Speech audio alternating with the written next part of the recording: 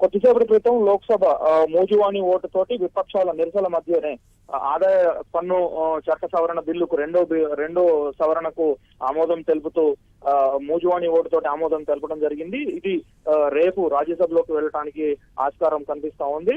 ప్రభుత్వం చాలా ప్రతిష్టాత్మకంగా ఈ బిల్లును తీసుకురావడం జరిగింది. నల్లధనాన్ని నిర్మూలించడం కోసం అక్రమ సంపాదన తోటి ఎవరైతే పన్ను కట్టకుండా పన్ను ఎగవేతదారులుగా మిగిలి ఉన్నారో వారందరిపైన కఠిన చర్యలు తీసుకునేందుకు కేంద్ర ప్రభుత్వం సంసిద్ధమైంది. దీనికి అనుగుణంగానే నిన్న అరుణ్ జైట్లీ ఈ ఆదాయ పన్ను సవరణకు సంబంధించినటువంటి రెండో బిల్లును పార్లమెంట్ ముందుకు తీసుకొచ్చారు.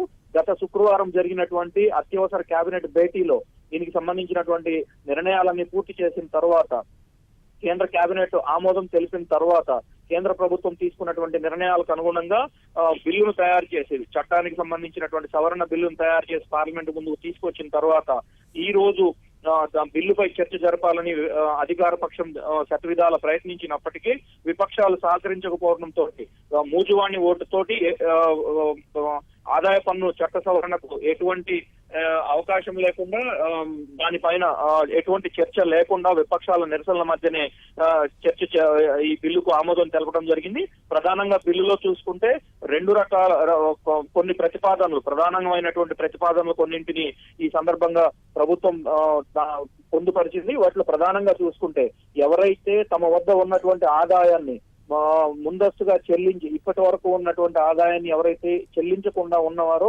ఎవరైతే ముందుకు వస్తారో వారందరూ చెల్లించేటువంటి ఆదాయంలో 50% కేంద్ర ప్రభుత్వం పన్ను రూపాయన వసూలు చేస్తుంది. మిగిలిన విషయంలో మిగిలిన 50% విషయంలో కేంద్ర ప్రభుత్వం కొన్ని నిబంధనలు పెట్టింది.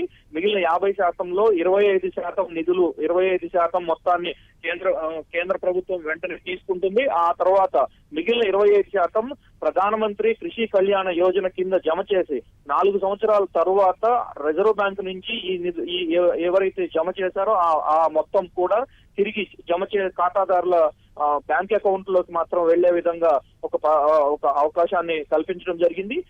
దీంతో పాటుగా ఎవరైతే చెల్లించకుండా ఉంటారో వారికి సంబంధించినటువంటి ఆదాయాలు ప్రభుత్వం దృష్టికి, అధికారుల దృష్టికి వచ్చినటువంటి ఆదాయాల విషయంలో కూడా ప్రభుత్వం కఠిన చర్యలకు సిద్ధమవుతుంది. దాదాపు 85% వరకు పన్ను వసూలు చేయాలనేటువంటి ఆలోచనతో ఉంది.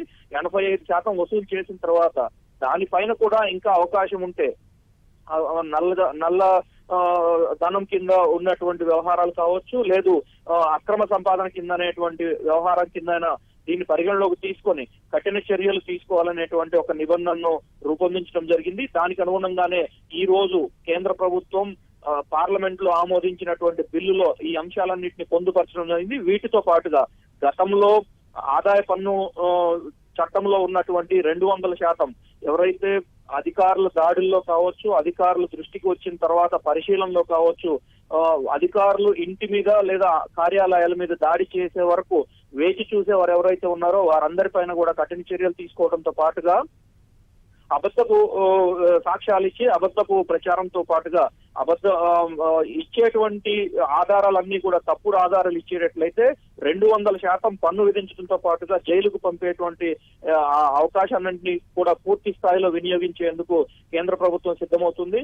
ఎవరైతే నల్లధనం ఉన్నవారో, అక్రమ సంపాదన ఉన్నవారో వారందరి నుంచి ముక్కు పిండి ఎట్టి పరిస్థితుల్లో వసూలు చేసేటువంటి ఒక కఠినమైనటువంటి చట్టానికి కేంద్రం శ్రీకారం చుట్టింది. దానికి అనుగుణంగానే ఈ రోజు లోక్సభలో ప్రతిపక్షాలు నిరసనలు తెలిపినప్పటికీ దేశ ప్రయోజనాల దృష్ట్యా, పేద ప్రజల సంక్షేమం దృష్ట్యా, ఇప్పటి వరకు కేంద్ర ప్రభుత్వం తీసుకున్నటువంటి చర్యల దృష్ట్యా వీటన్నిటినీ ప్రజల్లోకి విస్తృతంగా తీసుకెళ్లాలని, దీనికి కఠినమైనటువంటి చట్టాలు కూడా అవసరం ఉందనే ఉద్దేశంతో కేంద్ర ప్రభుత్వం ఈ ఆదాయ పన్ను చట్టంలో పలు మార్పులు తీసుకొస్తూ కీలకమైనటువంటి చట్టానికి సవరణలు చేసింది.